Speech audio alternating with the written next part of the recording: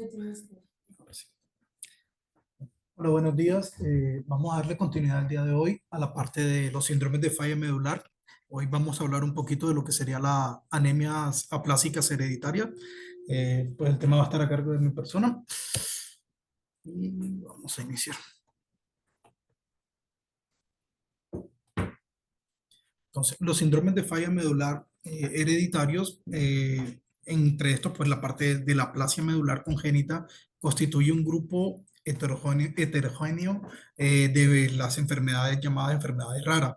Y estas se van a caracterizar, pues porque van a tener obviamente la parte de la insuficiencia medular, van a estar también asociadas a una o más anomalías que son somáticas y va a tener riesgos elevados de presentar neoplasias.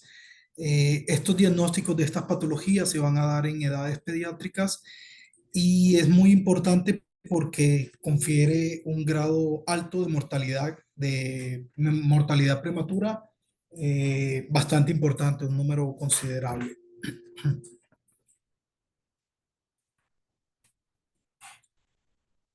Entonces, dentro de la parte de los síndromes de fragilidad cromosómicas, pues el grupo de las anemias aplásicas hereditarias se va a caracterizar, valga la redundancia, de la parte de la alteración a nivel de la reparación del ADN o en la parte de alteración en los mantenimientos de los telómeros. Estos se van también a estar caracterizados por presentar unas pancitopenias que van a ser de características progresivas. Muchas veces se van a acompañar a malformaciones congénitas y tienen un alto riesgo de presentar transformaciones hacia neoplasias malignas, tanto de origen hematológico como oncológico. Entonces, eh, dentro de, pues el día de hoy vamos a abordar principalmente estos tres patologías que serían la parte de anemia de Fanconi, de esqueratosis congénita, síndrome de Schwamman-Diamond, que son como los más frecuentes en el sentido de que por lo menos la anemia de Fanconi constituye del 60 al 70% de los síndromes de fragilidad cromosómica, la disqueratosis congénita va del 10 al 15% y el Chapman-Diamond aproximadamente un 10%. Entonces, entrando en materia con la parte de anemia de Fanconi, tenemos que es una enfermedad también genética, la cual se caracteriza por malformaciones congénitas que van a afectar uno o varios sistemas. Con estas conducen a una insuficiencia medular, la cual va a ser de características progresivas y es un factor predisponente a desarrollar cáncer posteriormente.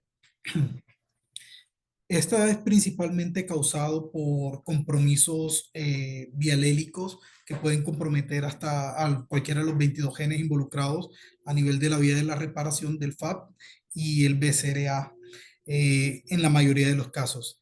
Esto se debe o se presenta por una inestabilidad a nivel cromosómica. Dicha inestabilidad te va a generar pues fallos a nivel de las células madres hematopoyéticas y el fallo medular te va a llevar a la predisposición para presentar sean leucemias o tumores sólidos, eh, más específicamente o más puntualmente a nivel de cabeza y cuello, anogenitales, mama, ovarios, son como los que más se ven afectados principalmente. Con estos pacientes siempre es importante que su diagnóstico va a ser pues con una sospecha clínica por alguna de estas alteraciones que ahora vamos a detallar un poquito más una por una y se va a confirmar solo con la parte de su análisis genético, donde la prueba de ruptura cromosómica es considerada como el gol estándar para dar el diagnóstico en estos pacientes. Hablando un poquito de lo que sería la historia de la parte de la anemia de Fanconi, tenemos que fue descrita inicialmente en 1927 por el pediatra suizo Guido Fanconi. Este lo describió, la primera descripción la realizó en tres pacientes, pues que eran hermanos y ambos presentaban la parte de la pancitopenia de características progresivas. Ya para la década de 1930 a 1960 ya se reconoció como tal, como una patología de características de herencias autosómicas recesivas. Y más adelante, pues con los avances de conceptos a nivel de lo que era el concepto de la fragilidad cromosómica, se permitieron identificar los primeros genes que estaban implicados, que actuaban directamente en la vía de Fanconi. Los avances con respecto a la parte de la biología molecular han permitido como clasificar que pueden ser 22 genes que van a estar implicados, donde el FANCE es como el que más predispone, por decirlo así, el que más se ve involucrado en este caso. Y para eso se han desarrollado test o pruebas moleculares, genéticas y moleculares, que van dirigidas a buscar estas alteraciones de la fragilidad cromosómica. Con la parte de la epidemiología tenemos que tiene una incidencia aproximada de uno por cada 300.000 nacidos vivos, con una prevalencia de 1 a 9 por millón de habitantes, y la parte de la prevalencia de portadores es reportada que es pues aún mucho más alta. También tiene la particularidad que hay poblaciones o grupos étnicos los cuales se ven como mm, más afectados, por decirlo así, que sería la parte poblacional del sudeste de Sudáfrica, la parte de las poblaciones judías y los gitanos descendientes de españoles son como los que más tienen compromiso de la parte o pues el componente hereditario de la anemia de Fanconi. Con respecto a la afectación por sexos, es un leve aumento de 1,2 por cada uno con relación hombres versus mujeres.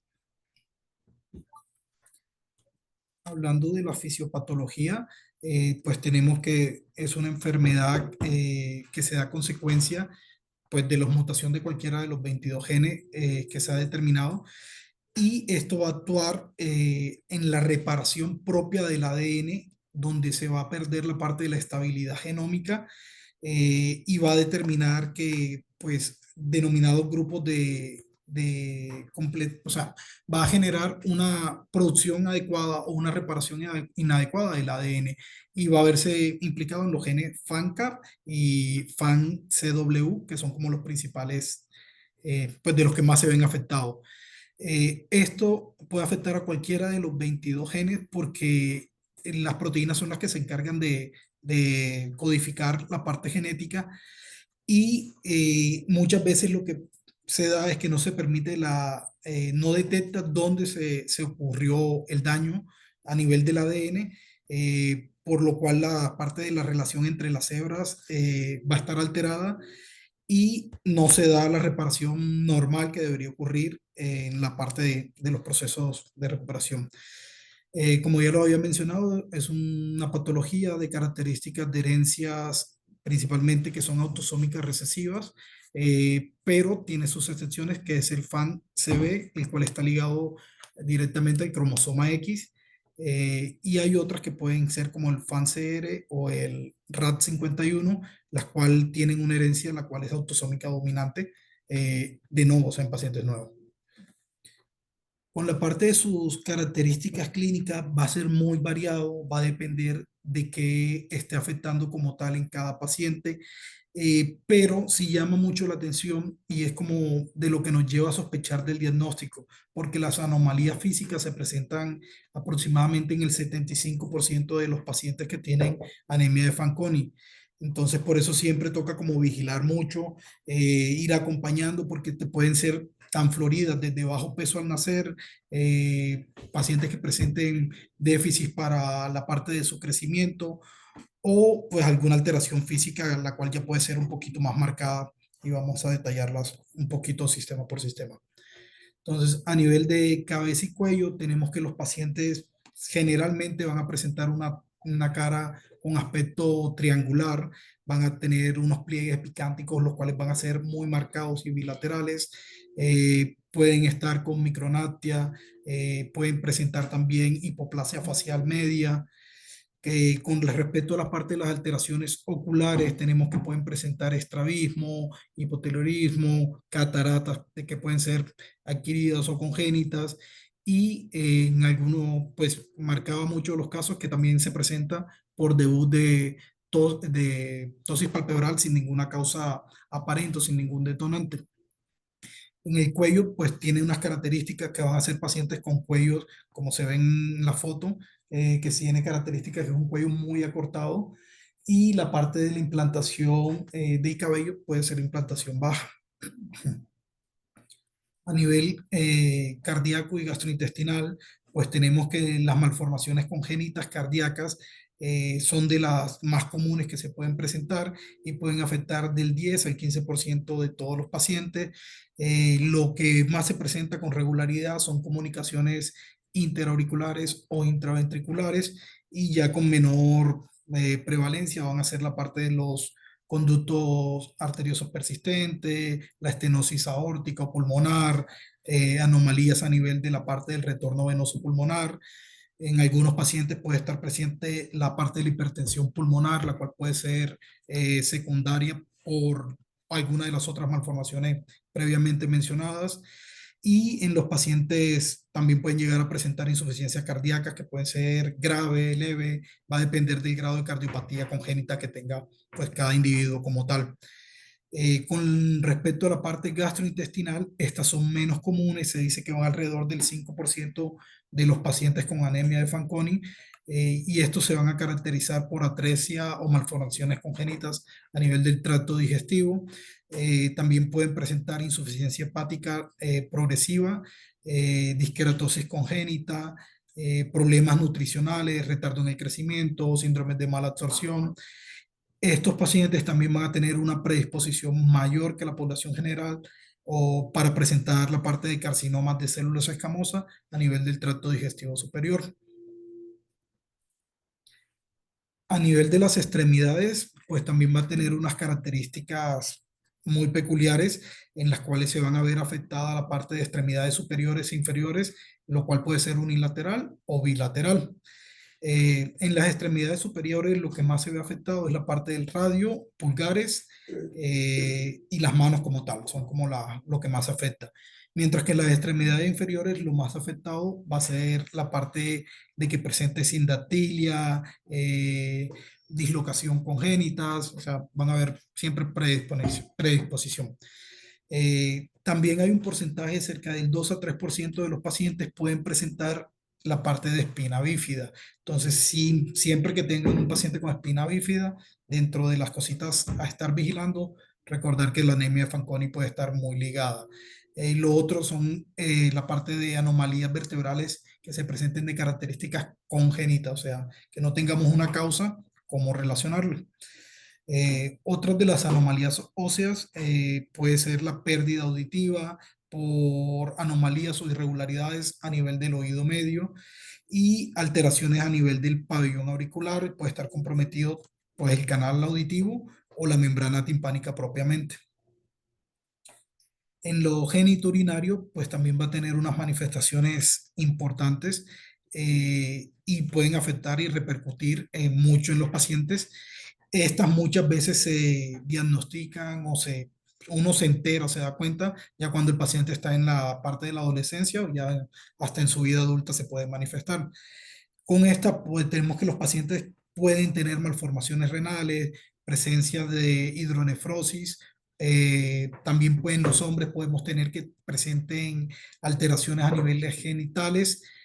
Muchos de los casos puede estar ligado, dice que un 30% aproximadamente, con una espermatogénesis anormalidad, lo cual puede conllevar a la parte de la infertilidad en hombres.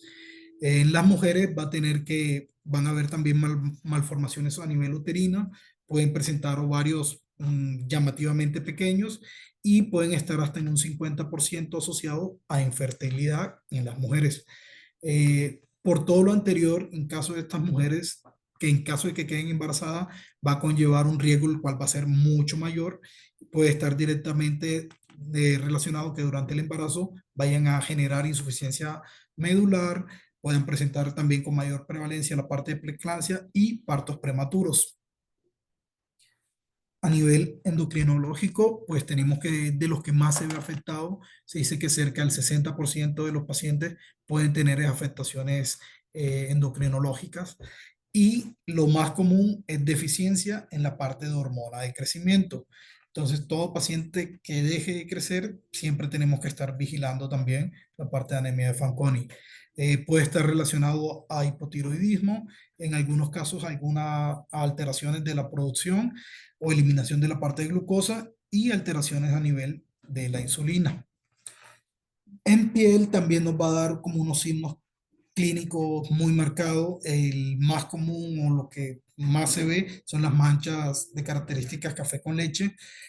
También puede presentar en los pacientes una hiperpigmentación generalizada. En algunos casos menos común sería la parte de la hipopigmentación. También toca vigilar que estos patrones van a presentar patrones moteados con manchas grandes y las cuales van a tener límites difusos, no van a ser bien regulares. Las áreas donde más se presentan dichas manchas van a ser a nivel de tronco, cuello, región axilar e inguinal. En el sistema nervioso central, pues tenemos que también se han identificado malformaciones relacionadas a esta. La más común es malformación a nivel de la glándula pituitaria, la cual va a ser de características mucho más pequeñas que las normales. También pueden presentar en algunos pacientes ausencia de cuerpo calloso o directamente síndrome de interrupción del tallo hipoficiario.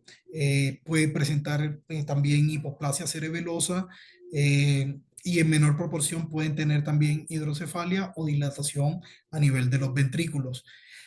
Con estos pacientes también hay que vigilar que son pacientes que tienden a presentar algún tipo de retardo a nivel de su neurodesarrollo y por lo tanto pueden estar relacionados a discapacidades intelectuales para su desenvolvimiento académico. Entonces, lo podemos asociar, como les había comentado al inicio, a algunos tumores sólidos. Directamente están ligados o pueden estar como factor predisponente cuando tenemos un paciente con diagnóstico de anemia de Fanconi. Lo más común sería directamente la parte del carcinoma escamoso a nivel de cabeza y cuello, carcinoma escamoso a nivel anogenital y la parte de los tumores hepáticos. Entonces, se dice que estos no se van a presentar tanto en la edad pediátrica, sino que ya lo vamos a ver cuando es adultos jóvenes o adolescentes ya directamente. Ahí es donde se empiezan a presentar pues las manifestaciones clínicas de dichos tumores. En la parte del carcinoma escamoso anogenital tiene también una asociación muy importante con la parte del virus del papiloma humano. Entonces siempre toca vigilar porque ese sería otro factor predisponente. Y con respecto a la parte de los tumores hepáticos, tenemos que puede estar directamente relacionado a la parte del adenoma hepatocelulares como el que más se presenta y puede estar por la carga de los andrógenos, en este caso con el paciente. La parte de los carcinomas hepatocelulares son mucho menos frecuentes, pues de por sí son poco frecuentes, en este caso van a ser aún menos frecuentes. Entonces, como diagnósticos diferenciales, para ir abordando, pues vamos a tener que los principales diagnósticos diferenciales de anemia de Fanconi van a ser la parte de la disqueratosis congénita, el síndrome de Schwamman-Diamond, la anemia de Diamond-Blackfan, el síndrome de Seckel o los síndromes de trombocitopenia por ausencia radial. Estos son, pues, como para tenerlos como los diagnósticos diferenciales. Ahorita, más adelante, vamos a hacer como el abordaje de los demás. Entonces, ¿qué necesitamos para el diagnóstico de los pacientes? Uno sería la parte de la prueba de fragilidad cromosómica. Es como lo primero que hay que realizar en este paciente.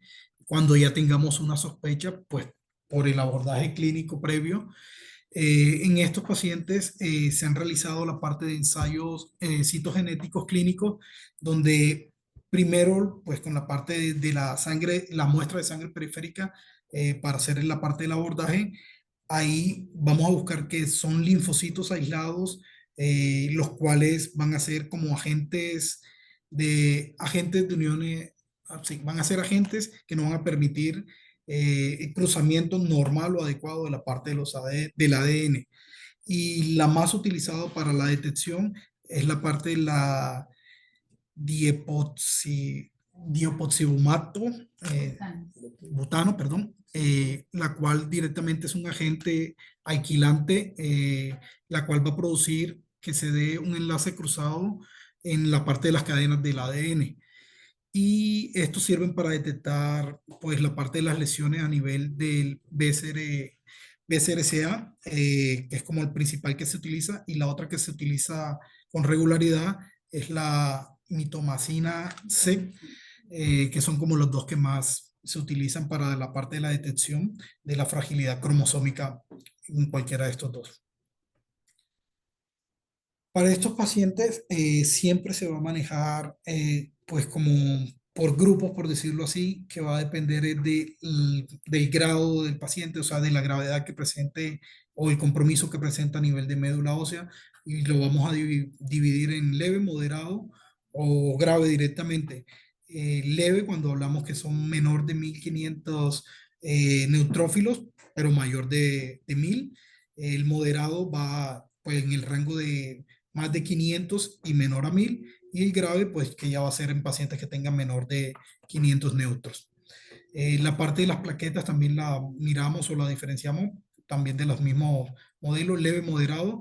La parte leve sería de 150.000 a 50.000 plaquetas, moderados que tengan menos de 50.000 pero más de 30, y las graves van a ser pacientes con menos de 30. Lo mismo para la hemoglobina, si es mayor de 8 va a ser leve, si es menor de 8 ya entraría como moderado grave.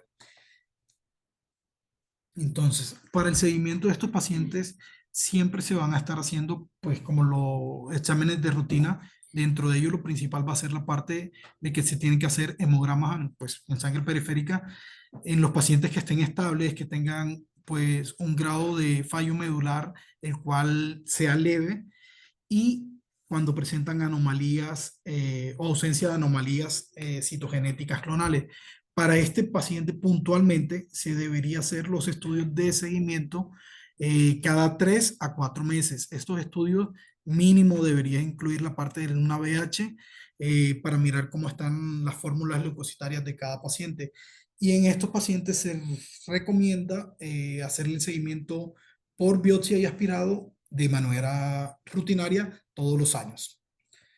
En los pacientes que tienen ya directamente pues la parte de presencia de anomalías citogenéticas clonales, ahí ya cambiaría un poquito porque el seguimiento va a ser un poco más estrecho.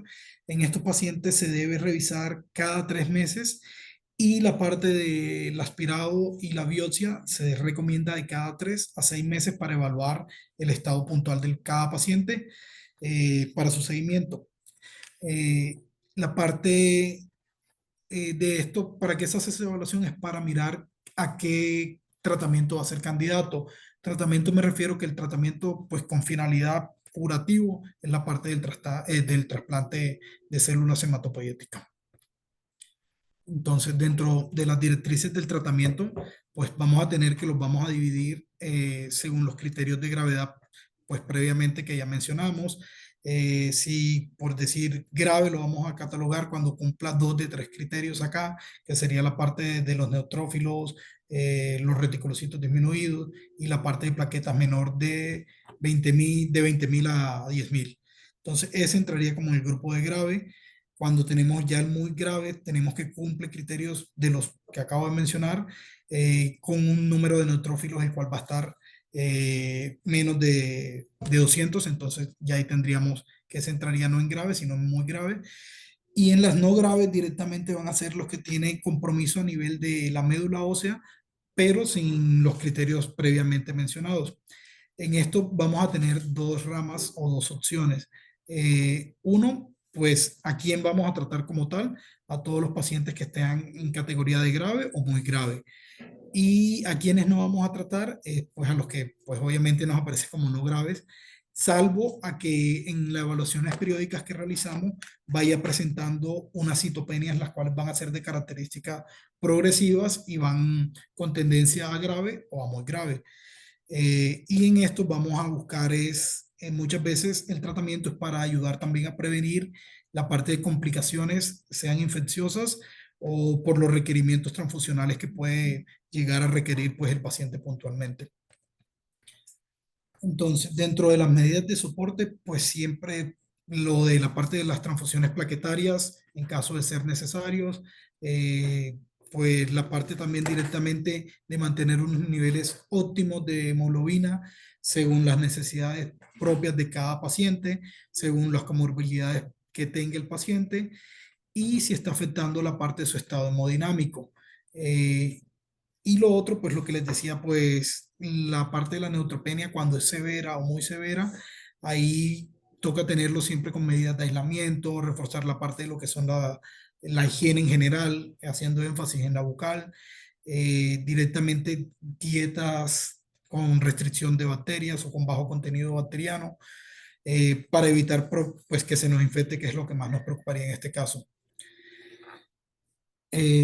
Muchas veces hay pacientes que tenemos que encasillar o en poner en otro rótulo, es cuando ya tienen alguna, por decir, comorbilidad de compromiso cardíaco. Por ejemplo, pacientes que tengan la parte de la fibrilación auricular. Estos pacientes, pues hay que tenerles un vigilancia o un seguimiento un poco más estrecho para que tengan unos niveles adecuados de la parte de la hemoglobina, para evitar que se infecten, para evitar en algunos, pues, en algunos de los casos que estas complicaciones asociadas nos puedan desencadenar, pues, la parte de las infecciones por sus niveles tan bajos o tan deficientes de la parte de su línea de defensa de los neutrófilos. Entonces, ahí siempre se va a buscar que estos pacientes con alguna comorbilidad cardíaca traten de manejar un umbral mínimo de la parte hemoglobina, por lo menos de 8. Ya en los otros pacientes miramos de 7 en adelante según la condición puntual de cada uno. Entonces, las opciones de tratamiento en pacientes que sean menores de 20 años, ahí tenemos pues que lo ideal sería la parte de un donante familiar, HLA idéntico, sería como la opción terapéutica o de tratamiento utópica para, pues, para cada paciente, pero siempre tenemos que mirar que cumplan las condiciones, que pues que sí se cumpla con un donador que sea pues de la familia para disminuir pues todos los riesgos que conllevan o que se asocian a la parte de los trasplantes y se asocia previamente a la parte de la terapia inmunosupresora. Pues como ya lo explicó Valentina, que en estos pacientes siempre se benefician de cuando viene la combinación tanto de terapia inmunosupresora como la parte del trasplante. Como tal, va a tener obviamente la terapia inmunosupresora altas ventajas, unas grandes ventajas que van a ser aumenta la respuesta para la parte pues de cuando realicemos el trasplante. Eh, y también tenemos que el trasplante nos va a aumentar la probabilidad y la posibilidad de curación cerca a un 90%. O sea, en realidad es el tratamiento real que se le va a hacer al paciente. Lo demás son como medidas de soporte que uno le va a estar brindando hasta poder llegar a la finalidad del trasplante, que es lo que siempre se busca. Entonces, para la parte del trasplante de células hematopoyéticas, tenemos que, pues como les mencionaba, que es la única opción curativa real que se le ofrece al paciente, pues que tenga directamente una insuficiencia a nivel de médula ósea. Eh, con estos, pues los resultados de la supervivencia después del trasplante han mejorado radicalmente, estando cerca del 90%, y se presenta una remisión temprana para poder recibir el trasplante siempre que se asocia a la parte de corticoides. Eh, que toca estar vigilando que se puede asociar también a algunas patologías de características hematológicas. Pueden desarrollar a futuro leucemia amiloide aguda, por ejemplo. Entonces, son pacientes que toda la vida van a requerir estar en seguimiento. Pues los criterios de la elegibilidad de la parte de los trasplantes, pues ya eso, pues ya los abordaron previamente, así que no voy a hacer mayor énfasis. Entonces, trayendo como un mapita conceptual para tratar de sintetizar todo lo que hablamos, la parte de anemia de Fanconi, siempre que tengamos la parte de la sospecha clínica en pacientes principalmente con una edad de 5 a 10 años, que es donde más se presenta, donde tengan historias familiares compatibles, pues es aún más para sospechar de esta patología y se deberían hacer la parte de los estudios hematológicos iniciales, que sería la parte de la VH y el aspirado y la biopsia de médula. ¿Cómo vamos a confirmar como tal, si tenemos estas alteraciones, ya sería con la prueba confirmatoria, que sería la de prueba de fragilidad cromosómica. Estos, pues lo que les decía, van a ser para cultivo de linfocitos, para mirar si está alterado o tiene alguna anomalía a nivel de cromosoma X, y el resultado va a ser positivo cuando tenemos un aumento en la ruptura cromosómica, la cual va a impedir el reordenamiento pues, normal del ADN. Eh, Después haríamos la parte de la detección o prueba molecular, en la cual se buscaría la parte de la secuencia genómica, de genética, perdón, para buscar las mutaciones puntuales de los genes implicados, en este caso el FANC, que buscaríamos las mutaciones A, C, G, D, que son como las que más se presentan. Y siempre en los pacientes, por más de que ya hayamos cerrado el diagnóstico, tenemos que hacer evaluaciones complementarias o de extensión para mirar si hay algún otro sistema comprometido, porque generalmente lo había mencionado. Por ahí la regla mnemotécnica de Barter es todo lo que presentan los niños con Sí, cáncer. lo siento.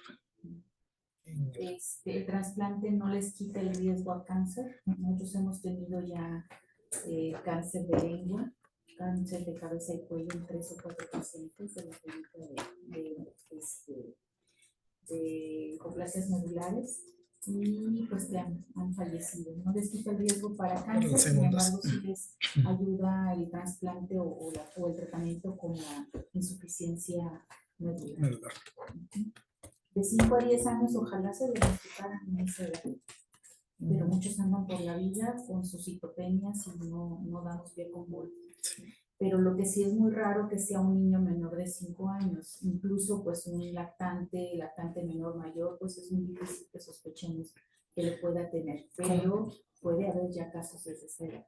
Con ellos, generalmente, con niños menores, lo que leí fue que cuando hay alguna malformación muy grande, sí, que tú entras a indagar, correcto, por la malformación, sí, y das con el Fanconi, pero no es como que se manifieste, porque en los primeros años de vida muchas veces no presentan ni siquiera alteraciones a nivel de las células hematopoyéticas. Sí, ya te trae alteraciones de pediatría, alteraciones vertebrales, cardíacas, pues tendrías que abordar eso. Que lo traen bastante escondido.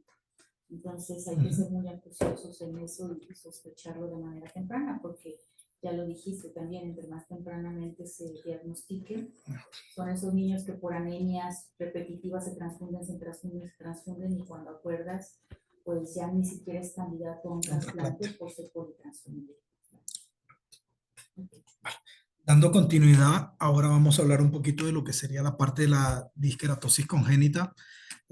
Con la parte de disqueratosis congénita tenemos también que es un trastorno hereditario, el cual se va a caracterizar por una insuficiencia a nivel de la médula ósea. También puede predisponer a aparición de cánceres en futuro y anomalías somáticas no hematológicas. En esta, la particularidad es que los telómeros van a ser la región que va a estar afectada, y estos van a generar unas mutaciones que van a interferir pues, con el mantenimiento normal de dichos telómeros. En este caso, pues los telómeros es la región externa del cromosoma, la cual debería encargarse de proteger a las células nucleadas, pero cuando hay una afectación de esto, lo que va a hacer es que se impida dicha protección, y así se va a generar la pérdida o la ganancia de material genético, el cual la célula no estaba esperando. Con esto tenemos, con respecto a la parte de su incidencia y historia, que fue descrita por primera vez en 1906 en un paciente masculino que cumplía con la triada mucocutánea. Y ahorita más adelante vamos a hablar de ella. Fue reconocida como entidad clínica por Edman en 1926 y Cullen en 1930, y se conoce como el síndrome de Sinner, Collett y Emma, pues obviamente por las personas que la describieron. En 1963 se documentó el primer caso en pacientes con sexo femenino. Con respecto a su incidencia, tenemos que tiene una incidencia global que se estima en menos de 1 por cada millón de nacidos vivos. La disqueratosis congénita representa cerca del 5 al 10% de los síndromes hereditarios de falla medular. No hay una diferencia marcada en este caso por grupos poblacionales, pero sí está ligado directamente a un patrón de herencia, las edades para diagnosticarlo suelen ser en una edad media aproximadamente de los 10 a los 15 años, entrando en la fase de adolescencia. Y en anemia plásica congénita, la parte de la disqueratosis congénita es la segunda causa más común, pues atrás de la anemia de Fanconi que ya previamente mencionamos. Con respecto a su fisiopatología, tenemos que los telómeros son las estructuras especializadas en la parte final del cromosoma y están compuestas por componentes de ADN, los cuales se encargan de mantener la integridad de dichos extremos. Si estos están afectados, obviamente ahí se van a agregar o se van a cortar de manera irregular la parte de los telómeros. Su función es proteger pues, proteger la función anormal de los cromosomas y son responsables de la activación de las respuestas de la vía del ADN cuando está afectado. Hay implicados directamente, pues hay identificados que pueden haber hasta 14 genes implicados en casos de cuando se presentan acortamiento de los telómeros. Esto se asocia directamente a la parte de disqueratosis congénita y son de fenotipos similares y representan cerca del 70 al 80% de los pacientes con estas entidades. El otro 20 a 30% de los casos son de genética, pues que no hay una causa como tal detectable o a quien asociarlo. Se han observado varios tipos de patrones cuando hablamos de disqueratosis congénita. En estos pueden ser de características autosómicas dominantes, autosómica recesiva o pueden estar ligados al cromosoma X. Dentro de la parte de los autosómicos dominantes, tenemos que son como los que se observan de manera más común y son mutaciones que pueden ser del ACD, del PAR-N, del TERT, siendo estos dos como los que más se van a ver una replicación a futuro cuando tenemos alteración a nivel de los telómeros. Me refiero que en la siguiente generación, si ya los padres tienen acortamiento de estos telómeros, la siguiente generación muy probablemente va a tener un acortamiento mucho más marcado de los telómeros cuando estos están afectados.